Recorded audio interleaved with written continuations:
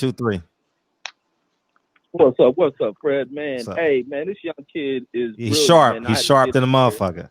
Sharp than a man. He's motherfucker. sharp shit, man, and that's what stands out, man. And especially when they ask who you want to look up to, and you said outside the ring, Ali, inside the ring, Floyd, and that's huge for a young fighter, man. And it's a testament to whoever raised you. I don't know who you being raised by, but I gotta salute them for doing a good job at 21. You ain't like one of these wild motherfuckers.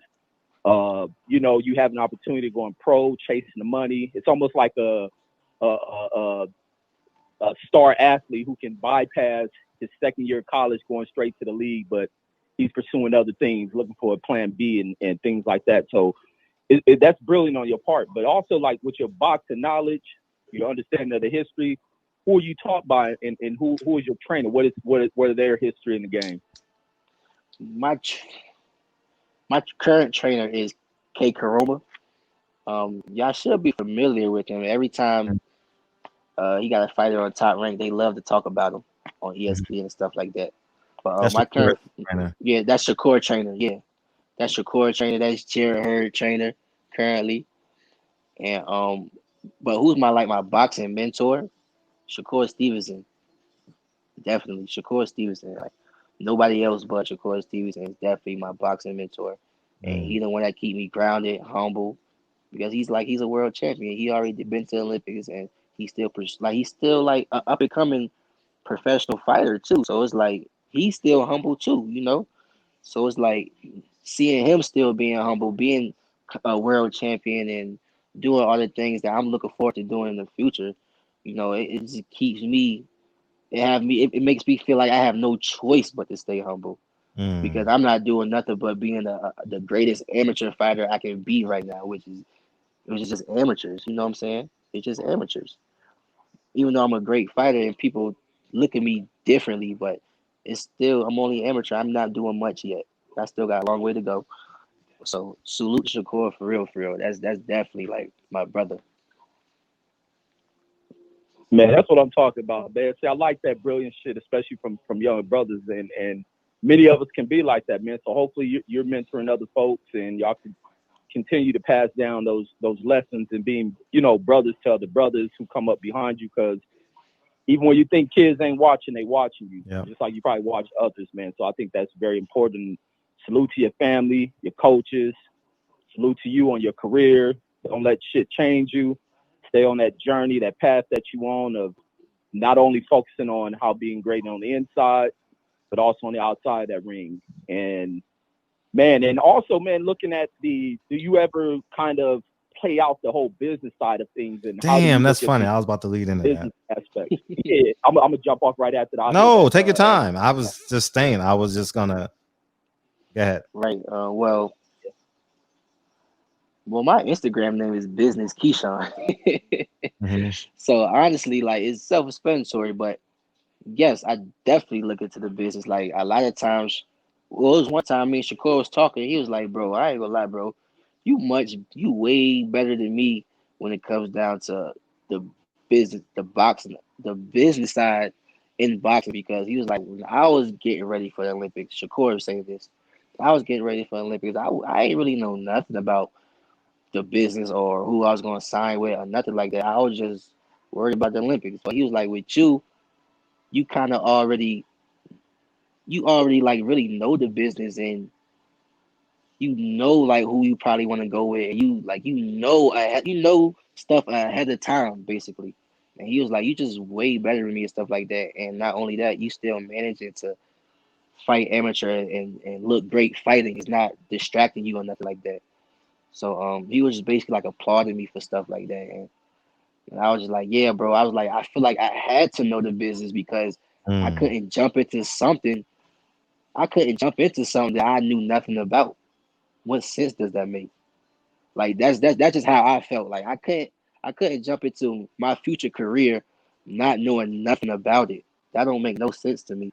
So at an early age, I probably say by like 19, I really started asking a lot of questions about the business of boxing. I started meeting people and just start one thing just led after another until now I here today that I really know the business and I have insights on what's going on, what's going to happen and stuff like that. So Man, hey, that's great shit. My last one, man. Mm-hmm. Going into a contract, you sign a contract, they giving you $10 million. What are your first few purchases? And if you're buying something for a member, who are you purchasing it for? And what are you buying with this first $10 million? And how are you putting it aside and investing it? Well, the first thing I do with any type of big lump sum of money like that is I'm gonna take the percentage out for taxes off rip. I'm gonna take my taxes out so I know how much that $10 million really is and how much it's really worth. You know what I'm saying? So after I take that lump sum out of taxes, and then I start playing with my money. You feel what I'm saying? So I'm not gonna just start spending that whole 10 million because shit, 10 million can be blown within about 4 or 5 purchases if you buying something, right? You buying a house, a couple of cars, you got family members, and you still gotta pay bills, live day-to-day shit. That 10 million is gonna stretch out like a motherfucker. You feel what I'm saying? So first thing I do is put aside for my taxes, and I mean, and go from there. Like if I get $10 million right now, I'm not even gonna buy no fucking Bentley, no Corvette, no big ass house. I'm gonna give me a simple house, simple Mercedes Benz. Make sure my mother good, and then put the rest of that money aside. Putting that right in my savings, and then just live off my fight purses. I mean, that 10 million. I'm gonna act like that 10 million was never even there. Man, there you go. God damn, this is a sharp young dude, man. And I like that shit, man. You keep on doing what you're doing, man. And I'm following you. I'm a fan off the aspect of That's how beautiful. sharp your mind is. It ain't even got to be in the ring. I know you badass in the ring, but I'm a fan just off of where your mind is. Salute to your family for keeping you in tune. Salute to Salute your to family. Shakur for being a great mentor. And that's what it's Yeah, all definitely. about. That's what it's about in here. For you young fighters sitting out there, listen, you come around your folks and you come talk with us. Even whether someone could be negative and not a fan of yours, it's still all love. Still come Mm-hmm. around here, have these discussions. Yeah. But this young kid right here, sharp than the motherfucker, Fred. Yeah, Thank very you, sharp. man. Thank you. Yes, indeed. But shit, I'm back in the chat, man. I'm tuning in. Appreciate you. Larry Lawhorn says, "For I like this fucking kid. He has a special energy. You got special energy, dog. We're gonna go one more call, then we're gonna get you out of here because I know you gotta get out of here. 915, what's up? What's going on, Fred? Hey, you sleep too? God. Word. Everybody in You the do bed, what? man. Go ahead, dog. It's on you, man. Wake your ass up, man. This nigga 21 years old. You answering the phone like you 76, nigga. Put some Man, life in look, your voice. I feel like it today, though, for real. Damn. Hey, this nigga about to put you to sleep, Keyshawn. I'm just gonna tell you right now. This nigga calling every night and has 42-second pauses in between his comments. But anyways, feel free. Go ahead. Forget you, Fred. Hey, what's going on, young man? How you doing, bro? I'm doing good, Oh, G. How by are the way, you? speaking of his historical purposes, this is he's related to Frederick Douglass. So this is Frederick Douglass' great grandson, Nephew. nephew, great grandnephew. Same shit. Yeah. So I just want you to know that. Fun fact. Oh shit. All right. Mhm. What's up, Fred? You, useless Sit up. information. It's not useless. It's not useless, but it's just, you know what I mean? You Just can put something to know. yeah, something to know for sure. He's been a great asset to the show too. So yeah, go ahead. I'm sorry. Gave you an introduction. Man, you something else. Man, look, anyway. Hey, look, Keyshawn, man, I want to tell you the same thing I told my younger cousin when he went to Boston College as a running back.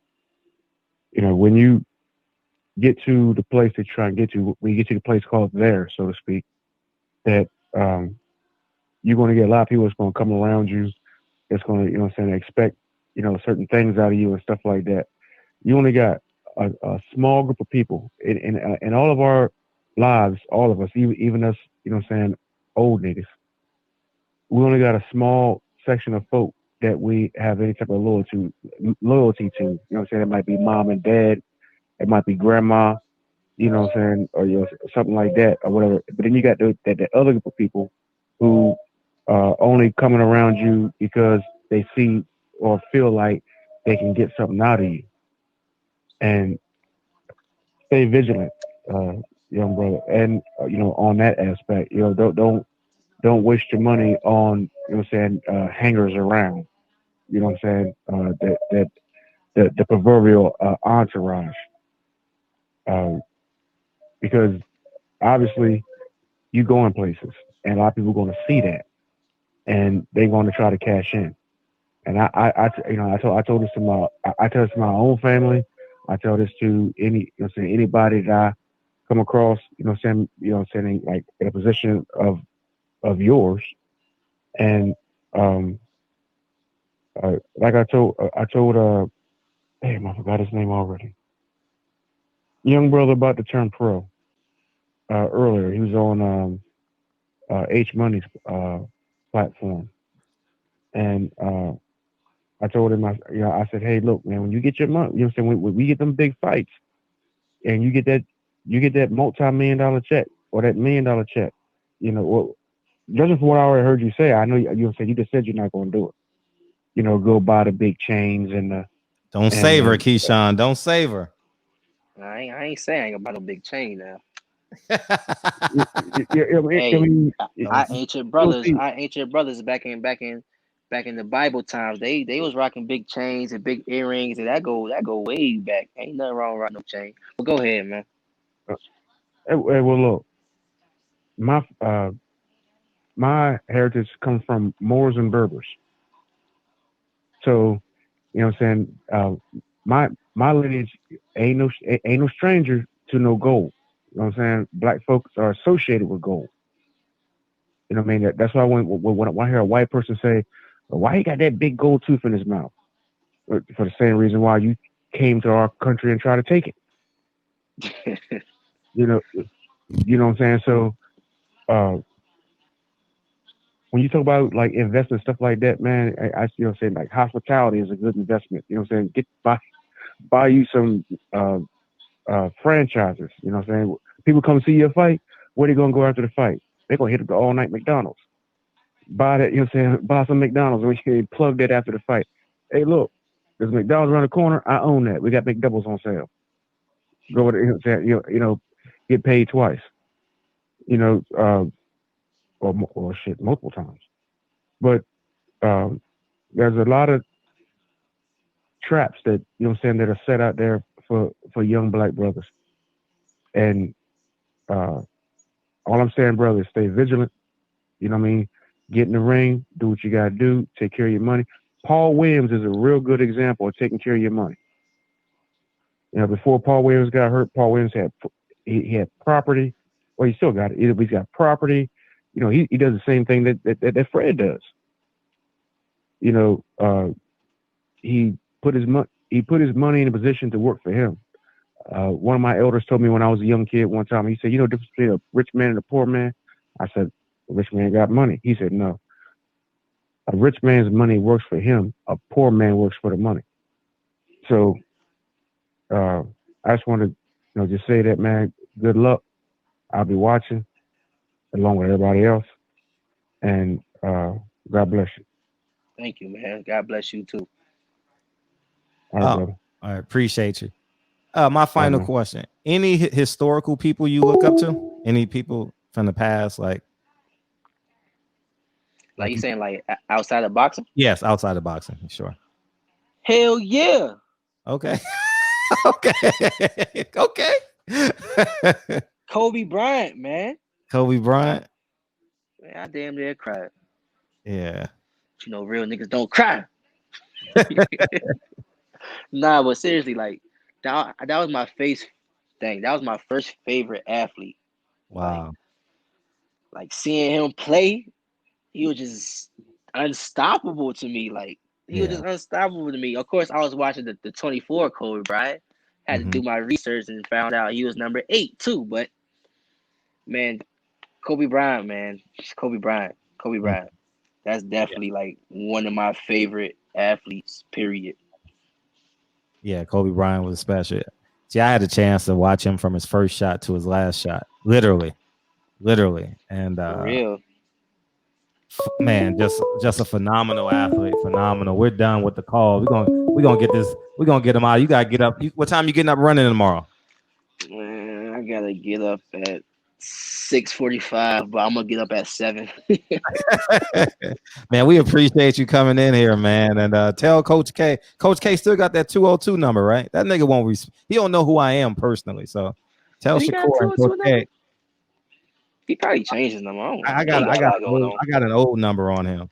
So, but tell Shakur and Coach K we need them in the barbershop, man.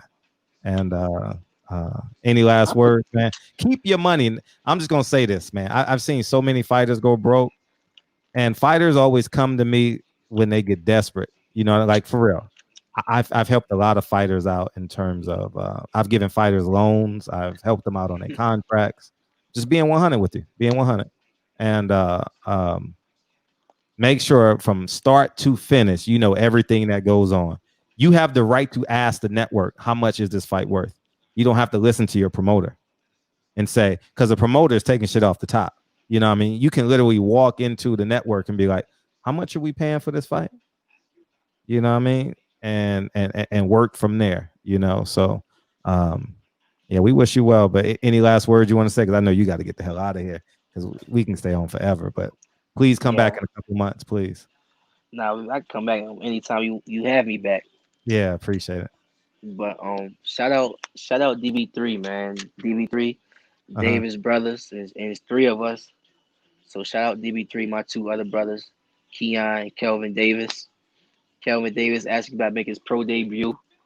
And my little brother Keon Davis, he got nationals in this December to get on Team USA with me. So shout out my 2 brothers, man. We really better take over boxing. I mean, I'm gonna call it how I see it. We gotta take over boxing, us 3. So shout them out. Shout out my mother, Wanda Davis, the one who raised me. You know what I'm saying? And y'all can follow me on my Instagram, Business Keyshawn, and then follow me on my Twitter, man, Keyshawn Davis 8. How's Dad? You ain't mentioned Dad. Dad, he coming back slowly but gradually. But my mother raised me though, so she was Dad. Gotcha. I respect that. Same in my household. I was a latchkey kid. My mom had to work and shit under the table, getting welfare, working on the table. You know, you learn that shit as you get older, the sacrifices they made and shit. You don't know it as an 8-year-old kid, but you see that shit now. But yeah, you start realizing shit. Yeah. I ain't make it yet. You made it, giving out loans and shit. Yeah, well, small 5,000, 10,000, you know what I mean? But I put the language in the contract though. You know what I mean? So I get my money back as soon as they sign the contract. I ain't getting the money back from them niggas. Nah. You get your back ends. You get all your back ends. I ain't doing that shit. I ain't depending on no. We'll talk about that later. But yeah, man.